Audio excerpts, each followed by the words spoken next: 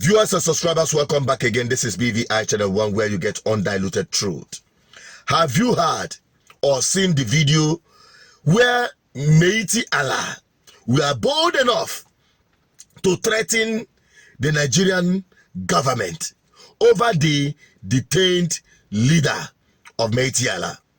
Make una take una ear, hear this one, and they come back. Voice heard and known that the Nigerian security agencies should without further delay free and release unconditionally Bello Bodejo, the president of Miyetti Allah, because up until now his families were not granted access to visit him.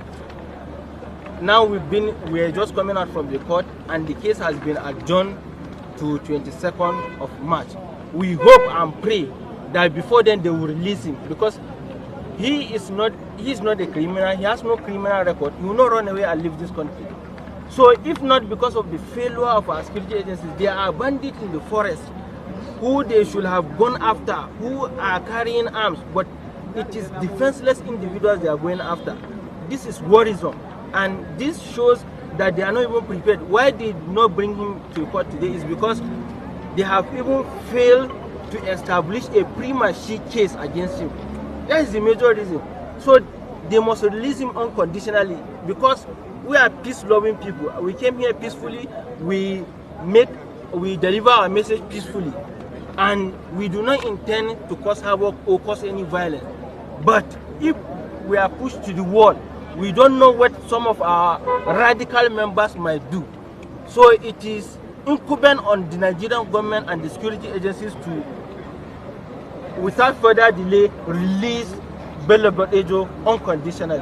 My Lord has given the Office of Attorney General an instruction to make sure they file a charge. Hey! Now, the federal government will keep mute. I did not see them going after these people or designating them as terrorist organization, as much as other countries have acknowledged already. You are threatening Nigeria that you are going to your radical brothers will do the unthinkable, as though you have not done your worst. Oh, their worst is yet to be seen, by the way.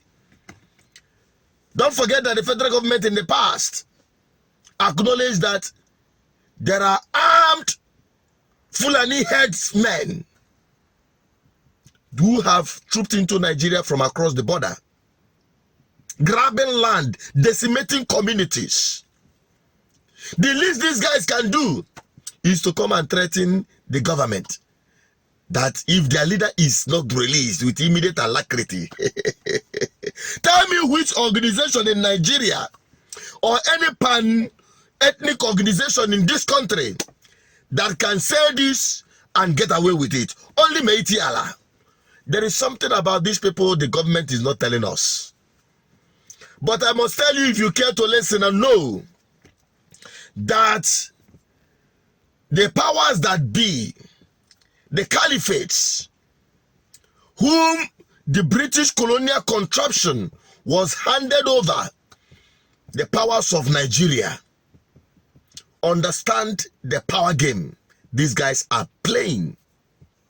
They are using these guys as an agent to take and grab communities across Nigeria, because they are the easiest tool to have access to your resources. Their main target is the resources across Nigeria, because that is what the Western world need.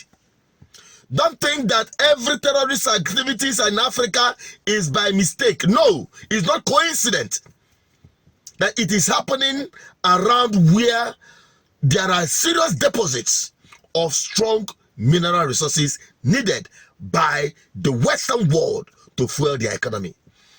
It is not a coincidence. It is a game.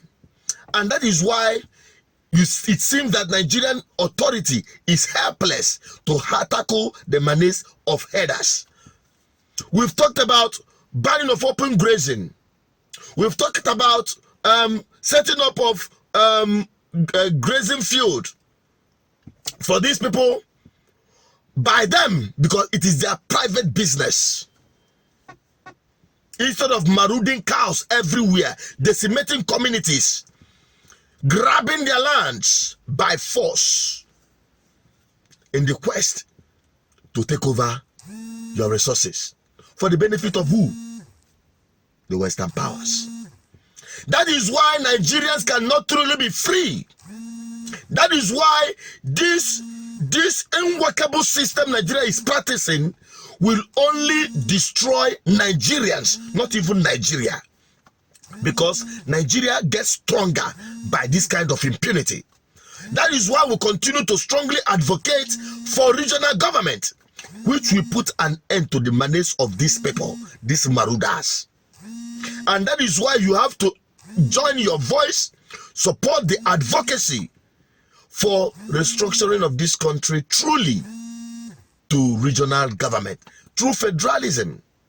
That is where we can start to protect our homeland, not just about Asare Dokubo shouting and screaming on top of his voice. The next video will address that.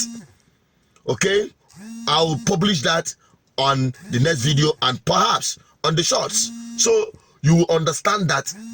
Let me tell you, until we understand the powers that be, and you need a politically willed politician or leader to take the decisive decision to do one string shot that will solve the entire problem in this country.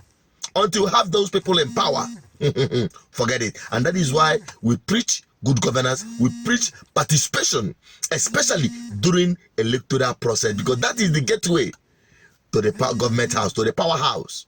Let me just end it here and allow you to help me share this video and open the sensibility of Nigerians to know the dangers that we have all found ourselves in. If you are not yet victim, perhaps one day you will be. Nigeria will happen to you, and Miyetti Allah will come knocking on your door. What's your take on this? Drop it on the comment section. But as far as we are concerned in the South, it will continue resisting them. We will continue resisting them and those politicians that are opening the doors for these guys. What is the law banning open grazing in the Southeast? What are our political leaders doing about it? That is the nucleus of this message. Share it, like it, so that more people will see it. Bye-bye for now.